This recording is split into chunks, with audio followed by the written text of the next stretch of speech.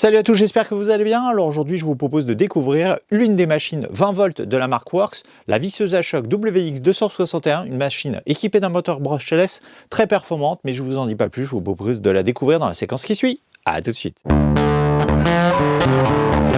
Voici la machine dont je vous parlais, la Worx WX261, donc une machine qui est compatible bien entendu avec l'ensemble des batteries 20 volts de la marque, donc les batteries PowerShare qui permettent du coup de mutualiser la batterie avec l'ensemble des outils, que ce soit des outils de jardinage ou de bricolage. Cette machine est de plus équipée d'un moteur brushless de dernière génération, ce qui lui permet d'avoir une plus grande compacité par rapport à un moteur à charbon classique, mais aussi une meilleure gestion de l'autonomie de la batterie, ce qui vous permettra d'utiliser du coup la même batterie un peu plus longtemps que sur un moteur classique, sans oublier aussi un moteur plus résistant dans le temps. Pour ce qui est de la prise en main, elle est plutôt bonne. Comme je vous le disais juste avant, le moteur brushless lui offre cette compacité et aussi un bon équilibre au niveau de la motorisation. Donc on est sur un poids relativement léger, un peu plus d'1 kg, 1 kg et 40 grammes.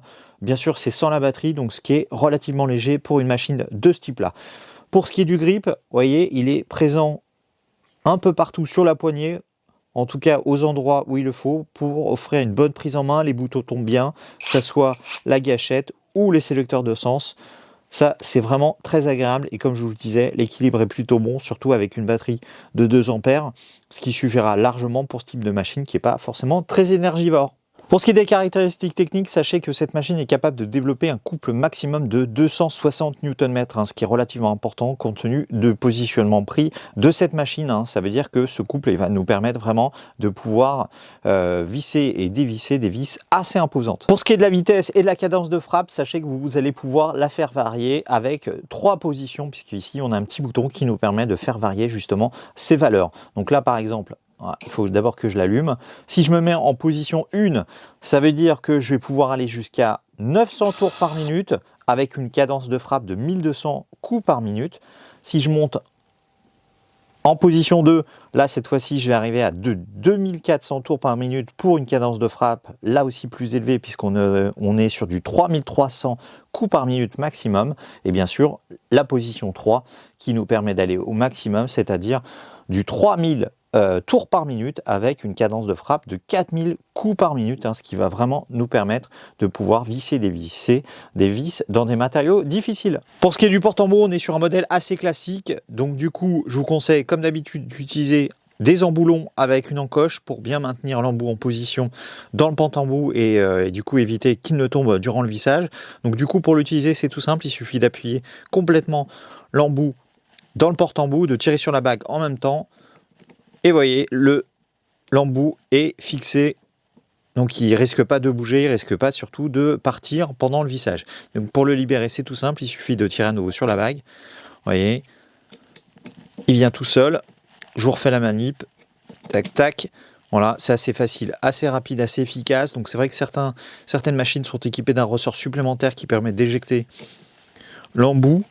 Donc c'est vrai que c'est un petit plus indéniable, mais bon, ça se fait quand même relativement bien, même sans ce type de ressort. Et enfin, pour ce qui est des accessoires fournis avec la machine, bien sûr, elle existe dans différents packs avec ou sans batterie. Donc sachez que vous pourrez quand même trouver cette machine avec ces 3 petits accessoires. Donc on a d'une part un embout avec la petite encoche que je vous présentais tout à l'heure. Donc c'est un embout de type PH2. Ensuite, un petit porte-embout qu'on va pouvoir fixer avec la petite vis qui va bien sur le côté. Comme ça, on va pouvoir installer notre porte-embout et l'avoir à proximité, notre embout pardon, et l'avoir à proximité quand on en a besoin. Et bien sûr, un petit clip ceinture que là aussi, on va pouvoir visser et qu'on va pouvoir positionner soit à droite, soit à gauche de la machine. Voyons maintenant ce que donne cette machine sur du vissage classique. Donc là, on est sur une vis de 4 mm de diamètre, donc en Torx. Donc j'ai bien sûr utilisé l'accessoire, plutôt l'embout adapté. Donc pour l'instant je me suis mis en position 1, pour rappel c'est 900 tours par minute, mais toujours pareil avec un couple de serrage de 260 Nm. Donc on va voir ce que ça donne. Donc là, finalement, juste avec le couple et la vitesse, on a pu visser correctement notre vis. On a entendu juste à la fin, quand le matériau résiste un peu, on a entendu la cadence de frappe, ou plutôt l'outil, commencer à frapper légèrement, mais on n'a pas pu voir exactement ce qu'elle avait dans le ventre. Donc là, du coup, je vous propose d'attaquer une vis un peu plus grosse maintenant. Avec cette fois une vis un peu plus grosse et un peu plus grande puisqu'on est sur du 5 mm de diamètre. Je me mets tout de suite en position 2 avec une cadence de frappe un peu plus élevée et on va voir ce que ça donne.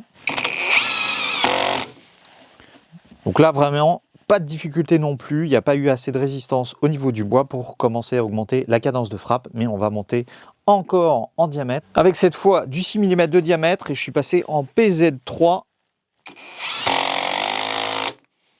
Donc là non plus, on voit bien que la vis n'a pas du tout posé de problème à notre visseuse à choc. Elle n'a pas eu de difficulté notable.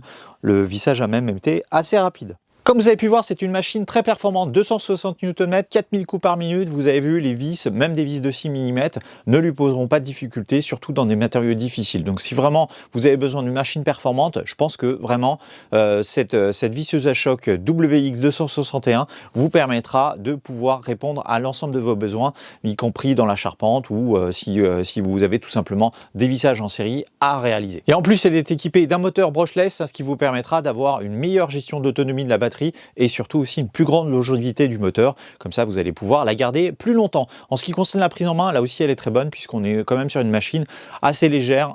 Un peu plus d'1 kg sans la batterie, c'est pas beaucoup et ça vous permettra vraiment de pouvoir porter facilement cette machine durant des perçages ou surtout de longues séries de perçages. Et enfin, en ce qui concerne le prix, là c'est aussi intéressant puisqu'en fait on est quand même sur une machine qui est vendue seule, c'est-à-dire sans chargeur ni batterie, aux alentours de 104-105 €, mais il existe aussi des kits complets avec batterie et chargeur, comme ça vous avez un ensemble complet pour pouvoir démarrer.